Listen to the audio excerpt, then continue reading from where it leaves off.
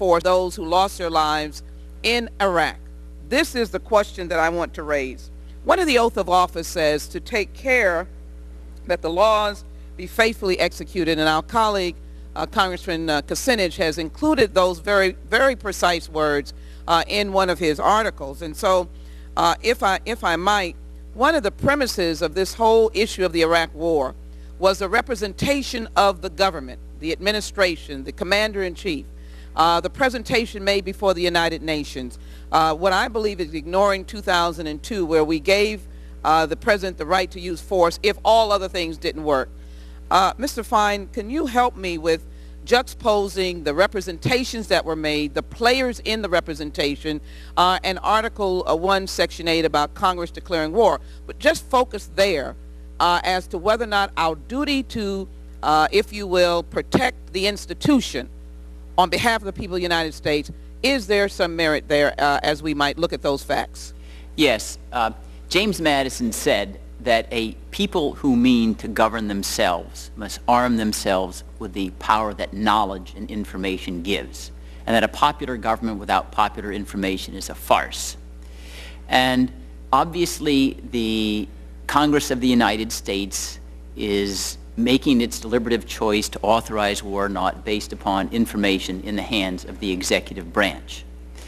And as I explained earlier, James Iredell, who was a founding father, subsequent member of the U.S. Supreme Court, made it very clear that it's his judge that it was be an impeachable high crime and misdemeanor to withhold information from Congress that, if they had known about, would have caused them to decide differently on a matter of war and peace. This was unambiguous. He wasn't a Democrat. He wasn't a Republican. He was just a founding father interpreting a document that he had helped fashion.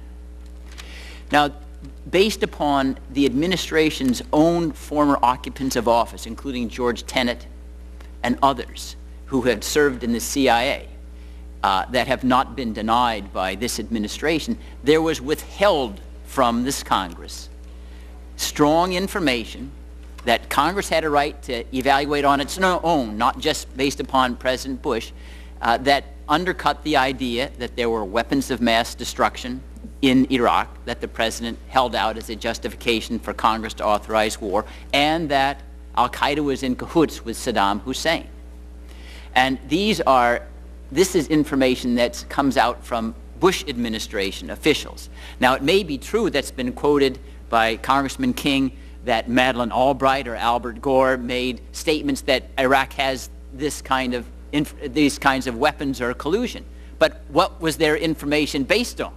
I have no doubt that President Bush didn't say, come and survey all of our documents. They got the same briefing, I'm sure, that everybody else got. That was the same one-sided, distorted information. And say this characterization isn't out of Bush administration officials themselves. And it seems quite clear that the declaring war function is corrupted if the president has complete control over the information flow and gives you part of the story but not all of it. Because the power to declare war means you get to make your own independent evaluation of what to believe or not, just not what the president wants you to hear. And any of that could bear on, just if we were in an inquiry, could bear on treason to the extent of how you undermine the infrastructure of government, and could also lay the precedent for, say, for example, an attack on Iran. So we're forward-thinking when we do this kind of inquiry, are we not? Of course. Suppose that there's conflicting information about whether Iran, in fact, has a nuclear weapon, and there's just one snippet and says, oh, all the information that I'm giving you suggests there's a nuclear weapon and they're about ready to launch an attack against Jerusalem. There's volumes of information otherwise, but that's all suppressed. So you only hear part of this story. That clearly, in my judgment, is an impeachable offense under the standard of the Founding Fathers, not under the standard of anybody who came afterwards with partisan grind. James Iredell didn't have any grudge against a Republican or Democrat. He was seeking to defend the Constitution. Maybe Mr. Bugliosi, who's commented on this, would add to the framework of which I've raised. I want to respond to this whole issue of weapons of mass destruction that Congressman Franks and Gohmert talked about. In this book of mine here, The Prosecution of George W. Bush for Murder, believe it or not, I do not say You want him to hold it higher? Okay, yeah. You're being funny now, aren't you? You are being funny. Okay. Mr. Bugliosi, you may continue. Yes. Believe it or not, I do not say in this book where I'm asking that George Bush be prosecuted for murder that he lied about weapons of mass destruction. Actually, he did lie about weapons of mass destruction, but that's not why I'm saying he should be prosecuted for murder. The evidence that he lied about weapons of mass destruction, by the way, which is not the basis for this book, are right in front of me. I have it right here. Here's the evidence. This document here is the National Intelligence Estimate. I didn't name it before. I talked about a classified report. This is it right here, October 1st, 2002, classified NIE report. It's called Iraq's Continuing Programs of Weapons of Mass Destruction. In this document right here, the CIA and 15 other U.S. intelligence agencies use words like this: we assess that, or we judge that Hussein has weapons of mass destruction. This document here is the white paper that was given to you folks here in Congress and the American people, and the words "we assess that, we judge that" were removed, meaning that you folks here heard a fact, and in fact it was only an opinion.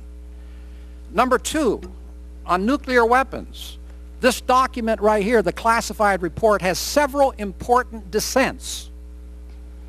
This document right here, the white paper that you folks were given and the American people, all of those dissents were deleted. That's where the And line were those about dissents weapons of mass presented at the destruction. UN? Pardon? Were those dissents presented at the UN? I'm sorry? Were those dissents, were they presented at the UN, when the presentation was made at the UN, No. were those dissents presented there? No. No, but the dissents that are in the classified document right here do not appear in this white paper that you folks were given. There is the lies about mass destruction. But here's the point I want to make. And I really feel, and it sounds presumptuous of me, I guess Mr. Franks already knows enough that he doesn't want to hear. But here's the evidence that I want to present to this committee, that weapons of mass destruction, that's not the issue here. The issue is not whether Hussein had weapons of mass destruction. If that were the issue, Pakistan, China, Russia, Britain, France, North Korea. Gentleman's time has long ago expired. Well, wait a while. I'm talking about something I think pretty important, okay? Mr. Chairman, the gentleman is talking about classified information in this meeting. No, wait a while. And the This gentleman's time has document right here expired, is and I insist that declassified, you and this impose one rules here on this. Mr. Chairman, was Mr. given to Chairman, you longer. folks. Mr. Chairman, let's have order. The gentlelady asked a question, and after it is responded to, her time will have been expired. I thank the gentleman for his indulgence. This document right here has been declassified. This one here was an unclassified version, so you're wrong. But here's the point I want to make. Britain, France, Russia, China, Pakistan, they have weapons of mass destruction. Are we going to war with them? No. Why? I'll tell you why. Because the only issue, not two issues or three, the only issue is whether a nation that has weapons of mass destruction is an imminent threat to the security of this country. That's the only issue. And 16 U.S. intelligence agencies in this previously classified document, including the CIA, all said unanimously that Hussein was not an imminent threat to the security of this country, and they knew all about these weapons of mass destruction. They thought they did. Actually, Hussein did not have weapons of mass destruction. Let's overlook that fact. They thought. These 16 U.S. agencies thought that Hussein had weapons of mass destruction, and they still said he was not an imminent threat to the security of this country.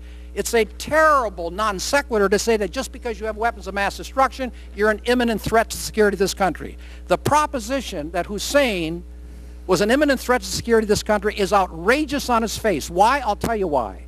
Hussein Mr. Chairman, wanted to live. I'm getting really close to an aneurysm Hussein here. Do wanted you to think live, you and could when you help wind want this to thing up? live, you do not attack the United States of America or help anyone else do so. And all 16 U.S. intelligence agencies agree The man is with what I repeating just told you. himself, and long ago the gentlelady's time has expired. The gentlelady's time has expired. I thank the chairman.